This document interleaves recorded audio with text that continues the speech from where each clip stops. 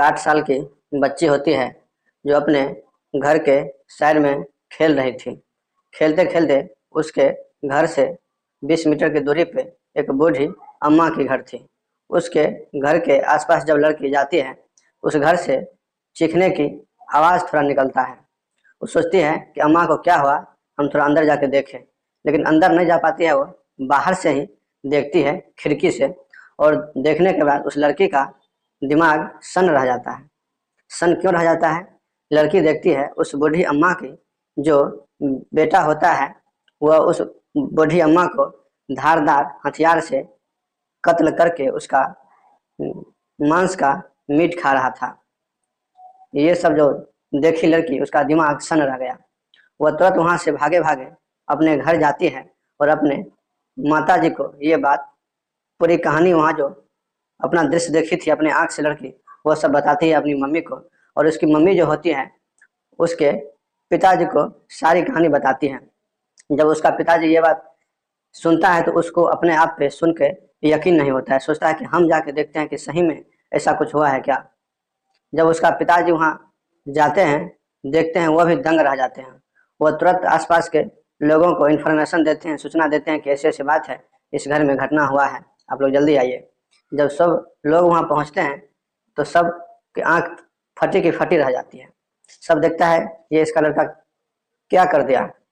जब ये सब देख के वहाँ के लोग जो होते हैं तुरंत पुलिस प्रशासन को फोन लगाते हैं। और पुलिस जब यहाँ आते हैं तो लड़का घर नहीं खोल रहा था।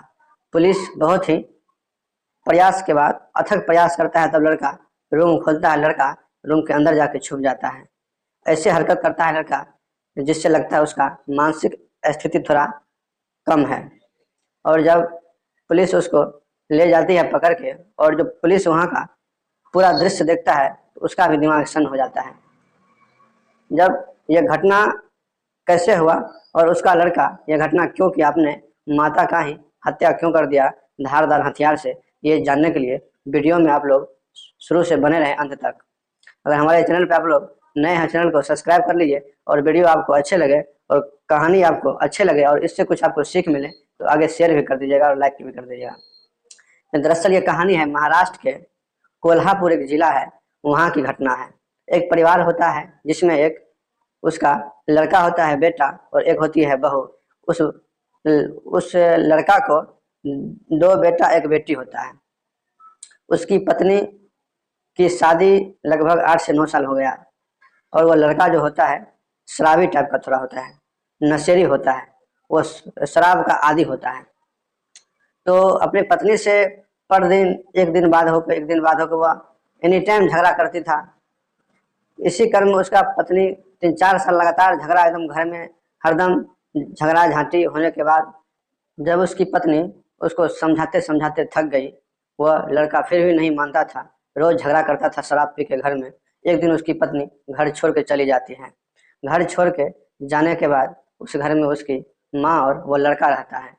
ऐसा ही 6 मंथ रहता है। उसकी माँ गाँव जाके गुब्बारे बेचती है, गुब्बारे और सब्जियां बेचा करती थी। इसी क्रम में एक दिन उसकी माँ आती है गुब्बारे बेचकर और उससे जाके मांगता है पैसा लड़का कि हमको 2 रुपया, हमको शराब लाना है, हमको शराब पीना है। उसकी माँ रोज रोज पैसा मांगता था, उसको देता था। माँ तो माँ होती है। उस दिन उसकी माँ का बहुत ही कम कमाई हुआ था, उसके पास पैसा बहुत कम था। वह डायरेक्ट मना कर देती है कि हमारे पास पैसा नहीं है और तुमको शराब पीना है तो तुम बाहर जाके काम कर सकता है, भगवान तुमको 2 हाथ पैर दिया है, तुम बाहर जाओ अपना काम कर लो, अपना पैसा कमा के तुमको जितना मर्जी हो उतना तुम जाके शराब पियो। जब इतना बात उसकी माँ बोलती है लड़का को बहुत ही गुस्सा आता है और वो जाता है किचन रूम में और वहाँ से धारदार जो चाकू होता है सब्जी काटने वाला, उसको लेके अपने माँ पे वार कर देता है। और उसको इतना वार करता है, उसका बॉडी का पार्ट जो अंदर का होता है, लीवर, किडनी, फेफड़ा, सब बाहर निकल जाता है और उसका आंख निकाल लेता है अपनी माँ का। और वो इतना नशेबाज था, जो माँ का अंग जो होता है, मांस मांस जो होता है, उसको तवे पे भूज के वो खा रहा था। यही दृश्य वो लड़की देखी, वो अचंभित हो गई, ये क्या हो रहा है। उसको समझ नहीं आया, बच्ची थी, 8 साल की बच्ची थी, उसको समझ से बाहर हुआ। वो अपने माँ को जाके बताई सारी बात। उसके बाद उसकी माँ पिताजी को बोला और वो बोला वहाँ के आदमी सबको। उसके बाद आया पुलिस। जब ये लड़का घटना कर देता है और जब ये लड़की सब कुछ देखती है तो इसको पुलिस पकड़ के ले जाता है। पुलिस इससे पूछताछ करता है जब इसको कोर्ट में पेश किया जाता है, कोल्हारपुर जिला के कोर्ट में जब ये लड़का पेश होता है, वहाँ जो होता है जज, वह उसको इस दृश्य को, इस कहानी को सुनकर सीधे बोलता है इसको फांसी की सजा दिया जाए, इसको तब तक फांसी पे लटका के रखा जाए जब तक कि इसका मृत्यु ना हो जाए।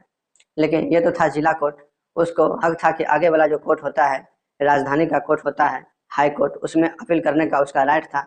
वहाँ भी लड़का अपील किया, जो उसका आदमी था बाहर में बचने के लिए, अगर वहाँ भी अपील किया लड़का, वहाँ का भी जो होता है हाई कोर्ट होता है, हाई कोर्ट से बड़ा होता है सुप्रीम कोर्ट।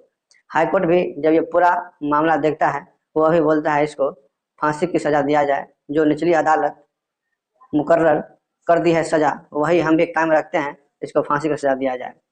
जब इतना बात हो जाता है तो लड़का के जो आदमी होता है, जो उसका वकील होता है, वो हाई कोर्ट, सुप्रीम कोर्ट कर देता है दिल्ली, वहाँ जाकर अपील कर देता है इसको बचाने के लिए। वहाँ भी जब देखता है सुप्रीम कोर्ट ये पूरी पूरी कहानी की प्रक्रिया, वहाँ भी बोलता है कि जो निचली अदालत इसका सजा मुकर्रर कर दिया है, वहीं पे हम भी कायम है, इसको जल्द से जल्द फांसी की सजा दिया जाए। इसी क्रम में इसके बाद आगे क्या हुआ हमको उतना इन्फॉर्मेशन नहीं है, जो हमको कहानी आया मैं आप लोग को बताया। और आप लोग से यही रिक्वेस्ट है, जिस जहाँ भी हैं आप लोग, जो व्यक्ति नशा करते हैं और अपने घर परिवार में झगड़ा करते हैं, वो कृपया इससे दूर हो जाएं। नशा बहुत ही खराब चीज़ है। आपको नशा करने वाला आदमी जीवन में कभी आगे नहीं बढ़ता है, आप लोग को खुद ही मालूम होगा। ये कहानी कहने का मकसद किसी को परेशान करना नहीं है, किसी को नुकसान पहुंचाना नहीं है। और ये कहानी से आपको कुछ भी सीख मिले तो हमारे चैनल को सब्सक्राइब कर लीजिए और आगे शेयर कर दीजिए। इसी के साथ जय हिंद, जय भारत।